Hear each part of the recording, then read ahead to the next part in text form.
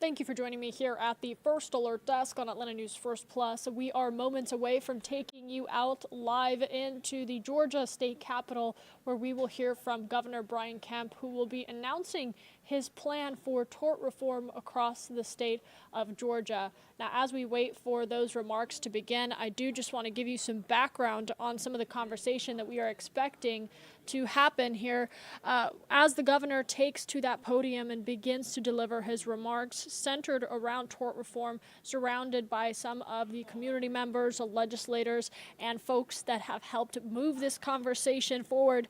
This was a big initiative that Governor Kemp said he would focus on going into 2025. He wants to limit how much money a person can sue a business for in a civil lawsuit. Now, during his State of the State address, that tort reform conversation came pretty closely to the start of his remarks, and he emphasized his focus was going to continue on that. So this news conference very much expected as the governor takes to that podium to address tort reform. Again, saying that this, in his mind, hurts small businesses. Abby Kasouris reports. Georgia Governor Brian Kemp says there's a storm on the horizon endangering Georgia businesses. The danger, he says, frivolous lawsuits and excessive verdicts, millions of dollars driving up insurance costs and driving businesses out of our state. His Excellency, the Honorable Brian P. Kemp, Governor of the state of Georgia, and his committee of escorts await entrance to the chamber. Kemp entering the House chamber for his 7th State of the State address, essentially a wish list, light suggestions to state representatives and senators. It's abundantly clear that the status quo isn't working, and a failure to act on meaningful tort reform will continue to put Georgians and their livelihoods in serious jeopardy. The governor invoking Waffle House as an example. He reports the Georgia company's insurance liability has increased more than 200% over the last 5 years. Ben Cowart with the Georgia Retailers Association says increased costs put big and small businesses in jeopardy. Georgia's current premises liability laws are really discouraging investment in the state and hurting our job creation. Democrats not entirely opposed, but they take issue with this speech. They say Kemp had plenty of time to work on this issue, yet there are no bills, no alternatives, and no plan. I think the governor accomplished his goal today, which was to throw out some of the things that he wants to do, but the substance is yet to come. The governor said in his speech he plans on unveiling his tort reform plan over the next several days. Democrats say they want to go over that plan carefully to make sure they don't make drastic steps that could lead to an unfair verdict for plaintiffs in these kinds of cases. In Atlanta, I'm Abby Kasouris. And we do now want to take you out to the governor as he speaks on tort reform.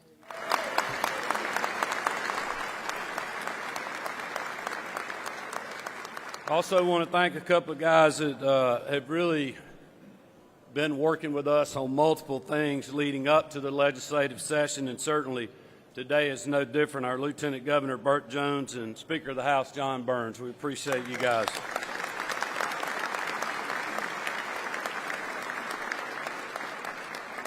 Also, my fellow constitutional officers, especially our Insurance Commissioner General John King, who spent a lot of time over the last year working on behalf of this effort.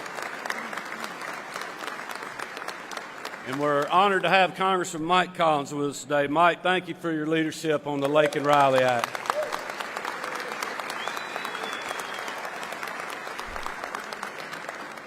I also want to thank the rest of the leadership and the General Assembly and the members that are here with us today. As you can see, way too many to name, which we are very appreciative of that. But also especially want to just thank these rank and file, hardworking Georgians that are with us today that you see behind us and beside us for being such great partners.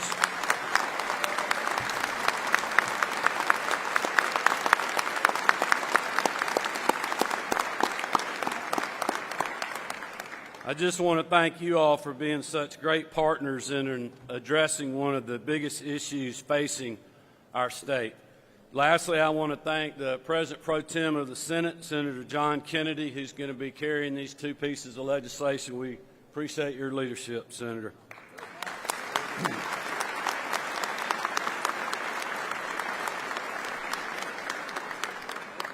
As you know, over the last year, my administration has gathered the data. We have listened to our constituents and job creators and received input from stakeholders across the spectrum when it comes to improving Georgia's legal environment. Starting last session, as you know, we passed and I signed House Bill 1114, which gave the Insurance Commissioner's Office and General John King the tools that he needed to take a deep dive on our state's insurance marketplace.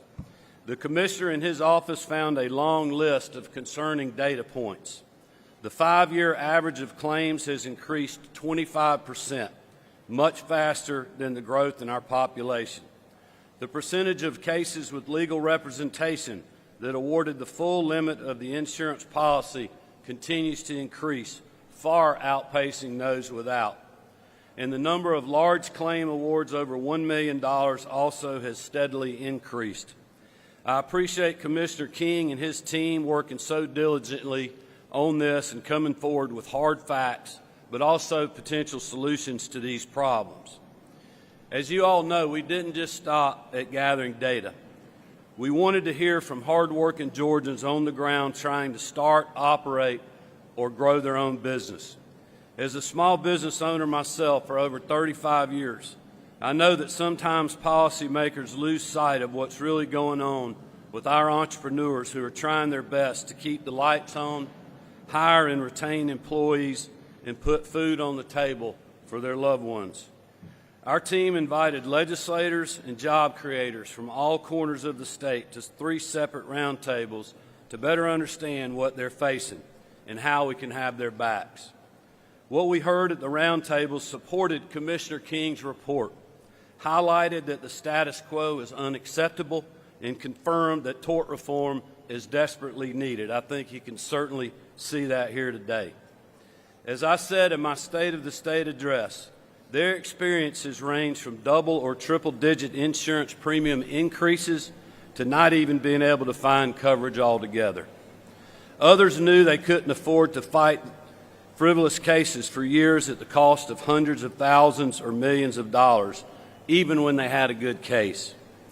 In our healthcare industry, we heard the impact of Georgia's civil practice laws are widespread and unsustainable. Young doctors and healthcare providers choosing other states to practice, hospitals facing ever-increasing costs, and facilities forced to limit the services they provide just to stay afloat. The end result of these stories isn't theoretical. It is real. It is very real to the future of our state and the future prosperity of our families and communities. If your neighborhood doesn't have a grocery store, if your hometown and surrounding counties don't have an OBGYN, if the local family-owned restaurant is forced to raise prices again and again or go out of business altogether, if the child care facility your son or daughter attends has to close its doors, if your car insurance premium goes up, just like it did last year, those are real jobs, potentially gone forever. Those are real costs that every single Georgian has to pay. Grocery stores, hospitals, road pavers, small business owners, truckers, restaurants, mom and pop stores, retailers, gas stations, doctors, child care facilities, and hardworking Georgians across our state are all telling us the same thing. Georgia needs tort reform, and they need it now.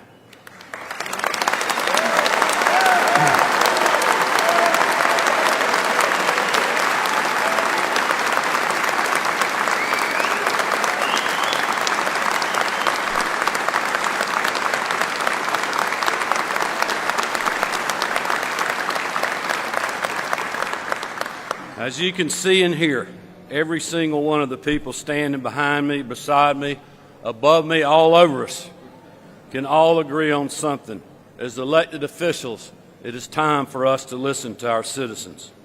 The legislative package my office will introduce today did not come together by accident. We have done our homework. We have listened to every stakeholder in every industry. The legislation was crafted to be comprehensive, but also reasonable. First, I believe that business owners have a responsibility to keep their customers and the public safe on their premises. but they should not be held liable for criminal acts of a third party outside of their control.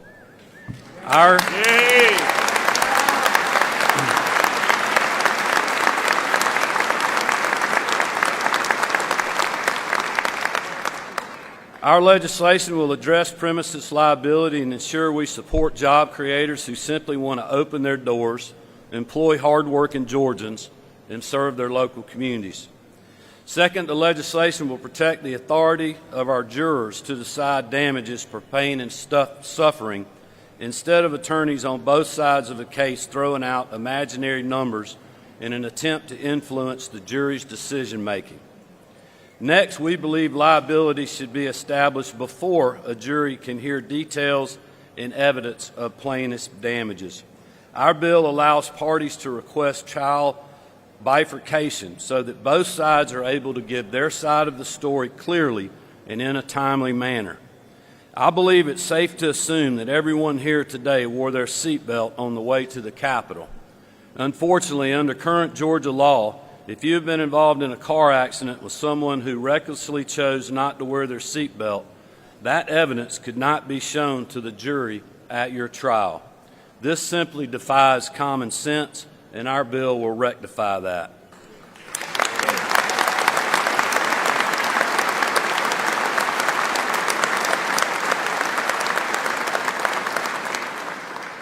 It's also common sense that attorneys shouldn't be able to collect compensation on the same case twice. This legislation will ensure they can be paid what they are rightfully owed, but only once. Currently, if a plaintiff and their attorney begin a trial and don't like how it's going, they can file for dismissal, attempting to cherry-pick a different court venue and try the case all over again. This is simply unfair to the defendant, the court, the jury, and the taxpayers who foot the bill for these public services, not to mention delaying justice for all involved. Our legislation makes it clear that as a plaintiff, you don't get multiple bites at the apple.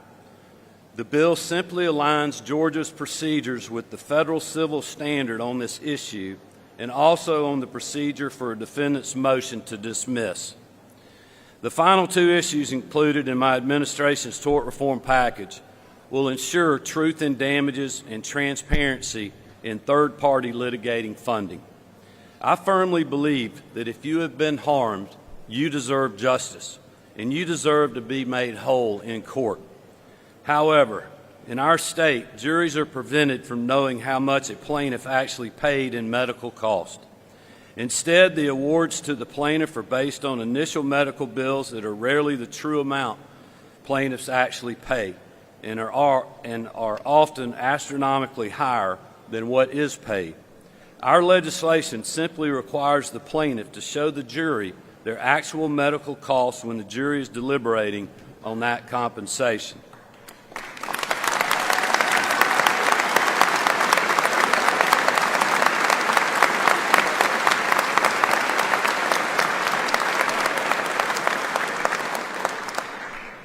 And finally, our courtrooms and their proceedings should not be cash cows for hostile foreign adversaries through unregulated litigation funds. Our legislation will do the following: ban hostile foreign adversaries like China, Russia, or others from financing suits against Georgia companies to gain intellectual property or pursue their own political agenda. Require any litigation financiers to register with the Georgia Department of Banking and Finance.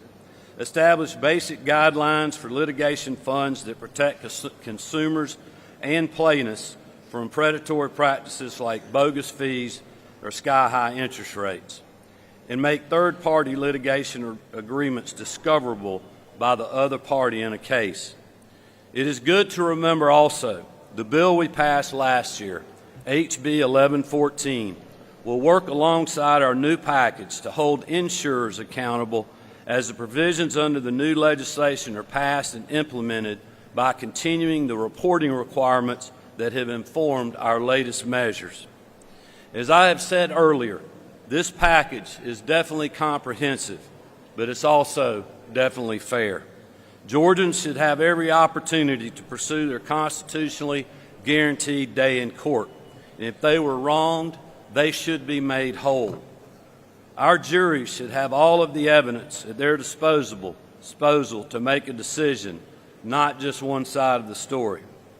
And our businesses and hardworking Georgians need relief from the increased cost of doing business, having car insurance, or getting access to health care. I believe this package accomplishes those goals and strikes the right balance. It achieves meaningful tort reform this session as opposed to a second one later this year.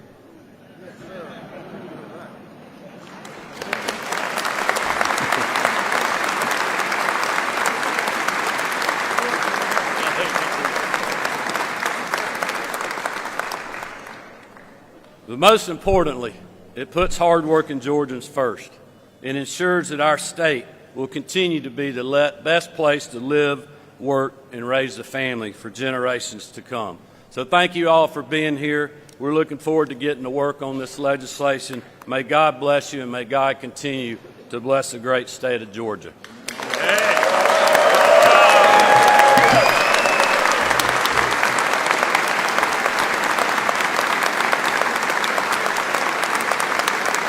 Thank y'all very much. Thank y'all very much. And with that, it's my honor to turn the podium over to our Lieutenant Governor, Burt Jones. All right, thank you. Appreciate it. Thank you.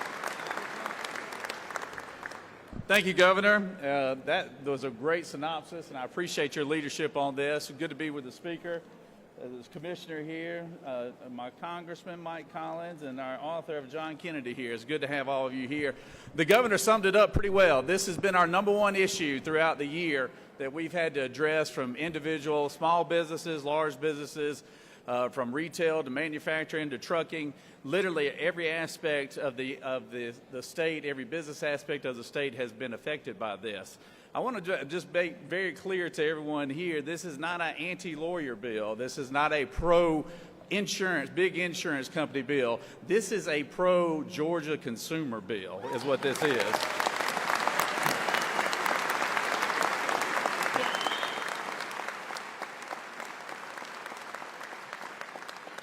And if you don't think you're affected because you don't own a small business or you're not a part of a big business, rest assured you are affected, because if you have homeowners insurance, if you have car insurance, the rates that you receive is affected by the environment that we're in right here. And that environment right now is not playing well to the consumer. So I want to just make sure that we keep focus on who we're here to represent, and that is citizens of Georgia and the legislative body here, between our Senate and our House, who are all on board with making sure we put together a comprehensive piece of legislation that helps the Georgia families and consumers and small businesses as a whole. I want to thank Governor Kemp for his leadership on this. We have worked very hard in the last year in putting together this package for this legislative session. I want to thank the Speaker for all his hard work, and I also want to welcome the industries that are going to be affected by this bill. We're happy to meet with you. We've been very clear about that. We're happy to meet with all parties, but at the end of the day, we just want to let you know that we are representing the citizens of Georgia, and we're looking out for their best interests. And for too long, people, we live in a society now where nothing is your fault anymore. It's always somebody else to blame. And insurance and consumers are made, insurance is set up to make you whole. That's the definition of it. It is not a lottery ticket. And too many times it's been treated like that.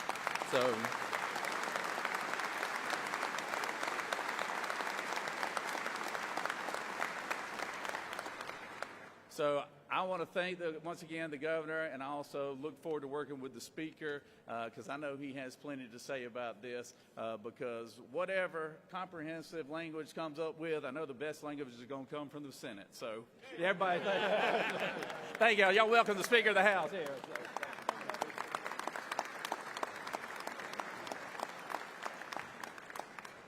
Thank you, Lieutenant Governor Jones. I think. But Governor Kemp, thank you for your leadership on this issue. It is important to all Georgians, but I want to pause and divert just a second. Congressman Collins, Thank you for your leadership in Washington on passing the Lake and Raleigh Act.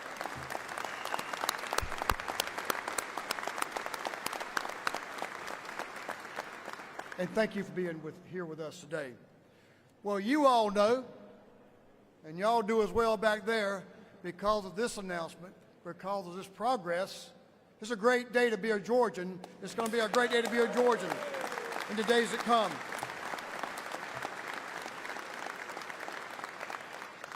Today, we are celebrating another step in the right direction for our state as we continue championing policies that keep Georgia the best place to live, work, and raise a family and do business for generations to come. It's no secret, we like to brag, for 11 consecutive years, Georgia has been named the #1 place in this country in which to do business. We're proud of that. This historic accomplishment is not by accident. I think we all realize that. Rather, it is a result of decades of strategic, conservative, common sense legislation and leadership from our state's governors, General Assembly, and our local officials. While we're all proud of those accomplishments, we know that we must continue pushing forward legislation that secures our success in the future. During the interim, I was glad to join Governor Kemp, Lieutenant Governor Jones, Commissioner King at the roundtables around the state where we heard from Georgia's businesses about the issues they are facing. And one thing each day was abundantly clear. The cost of insurance is crippling many businesses in this state who are already struggling to stay afloat with the high cost of inflation and policies that we're going to change. We know that sensible, measured lawsuit reform is needed to return stability to our insurance market and balance to our courtrooms. The House over the years has championed several pieces of lawsuit reform, including direct action and bad faith claims legislation that we passed last year. But we're looking forward to supporting Governor Kemp, his comprehensive plan that will continue to balance the scales of justice and stabilize insurance rates in Georgia. All the while protecting the rights of Georgians with legitimate claims for damages and bringing our legal environment in line with our neighboring states. Governor Kemp, thank you for your strong, forward-looking leadership on this issue.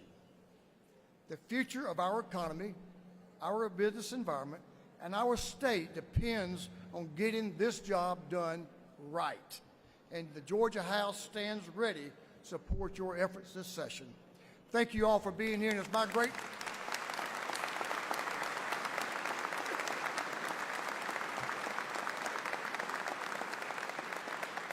It's my great honor and pleasure to introduce a great partner in this process, our Insurance Commissioner, General John King.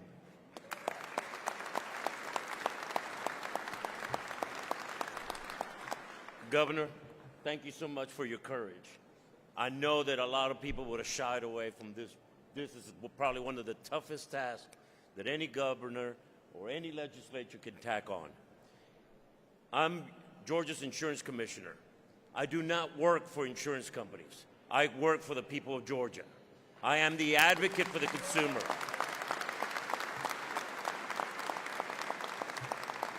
My #1 task is to represent the people of Georgia to make sure they have access to affordable and high-quality insurance products.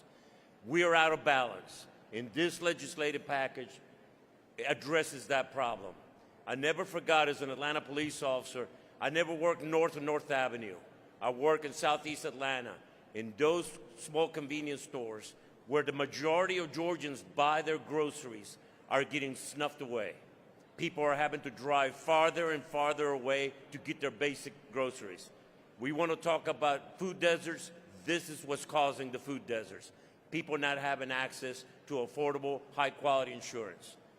This legislation addresses. I look forward to continuing to work, not only to hold the insurance industry accountable, but also working with the legislature. Thank you all so much.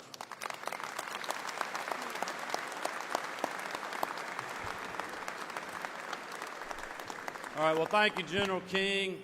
Speaker Burns, Lieutenant Governor Jones, the rest of the members of the General Assembly that are here, and as I said earlier, just a lot of our hardworking Georgians that are here, representing a lot of other hardworking Georgians that are not. We are ready to go to work on your behalf, and with that, we'll open it up for questions.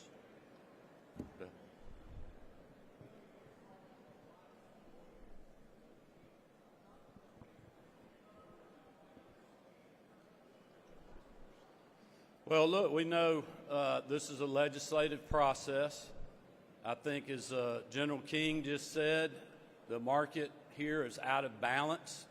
We're not trying to go from over here to way over here. We're just trying to get back and be on par, as the Lieutenant Governor and the Speaker and I have talked about, with what our neighboring states and other states that we're competing with on the front lines of bringing more jobs to our state, growing existing industries, and having a business environment that continues to keep our state moving in the right direction. So we're not asking to do something that's completely out of the box here. We're just trying to get on a level playing field with those states that are around us and others like Texas that we're competing against in this marketplace. And that's why I keep saying, you know, this is comprehensive legislation. We feel like it's very reasonable in the things that we've done. We know that there may be people on the other side of this issue that disagree with that.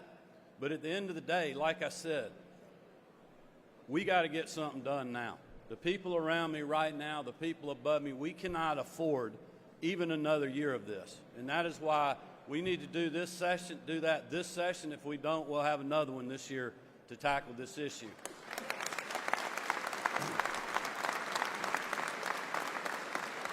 But also, let me just make it clear that as the Lieutenant Governor said, and as the Speaker said, and as I've said, we will sit down and have sat down with both sides of this issue.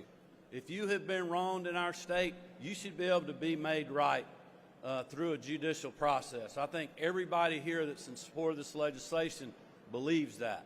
The problem is our tort laws here are out of balance with having that happen. And all we're trying to do is have a level playing field that's good for people on both sides of this issue. And so, you know, just saying, no, I don't like this, to me, that is not a good answer. If you can, you know, if there's something you don't like and you can bring a resolution to make it better, perfect the legislation, you know, we'll certainly work through that as it goes.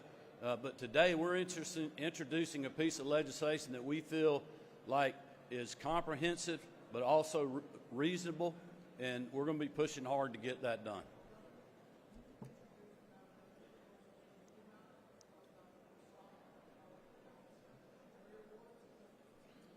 Well, like I said, balanced, comprehensive, and reasonable. We've been down the CAPS road before. You know, there may be others in this building that are interested in looking at that. We'll certainly be willing to talk with them and anybody else that thinks that needs to be a piece of the puzzle. But for us, the package we have will move us in a direction that I feel like will be good for our state. It's also a package that I feel like we should be able to get the votes on. And I think you can see by the members that are here today, by the constituencies that are represented and representing people and industries all across our state, like they know we have to do something. I mean, I just had a guy call me yesterday and said, look, I can't be at the Capitol today, but I want to thank you for having the courage to take this issue on. But like, I can't even put my name on my company trucks anymore because I feel like I'm going to be targeted. That's when things are out of balance in our state.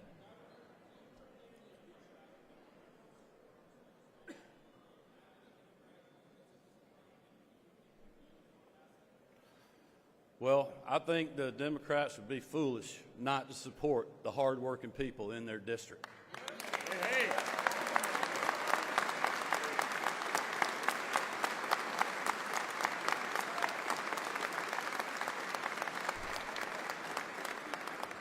And you know, we're going to be working with them to convince them of why they should vote for this, not necessarily trying to call them out or twist their arm at this point. But I can tell you, everybody that's here today that's affected by this issue, I have heard you. Now it's time for them to hear you as well.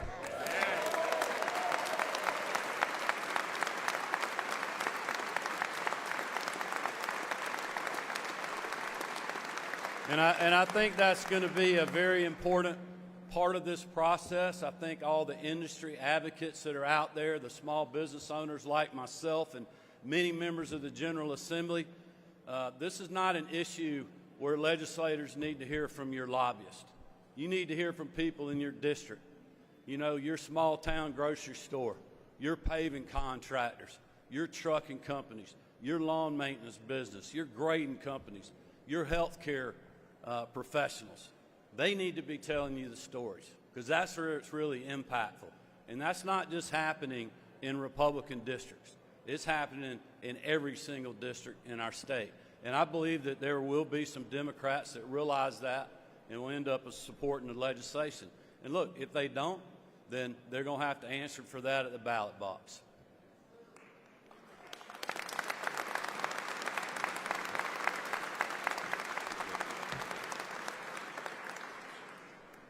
Y'all good? All right. Thank y'all for being with us. Appreciate it. Have a great day.